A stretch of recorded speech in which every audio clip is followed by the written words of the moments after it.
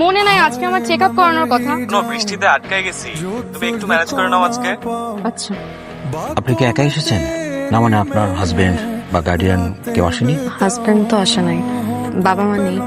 আপনি আমাকে বলতে পারেন, অসুবিধা নেই। আপনার মা কিভাবে মারা গেছেন? Thyroid cancer. দেখুন, আপনার মাঝেও থাইরয়েড ক্যান্সারের সিমটম দেখা যাচ্ছে। এ দেখো, এটা হচ্ছে লাইফ লাইন, দেখছো কত বড়? এবার আমারটা দেখো, ছোট্ট একটা লাইফ লাইন। সো তোমার আগে আমি মারা যাবো।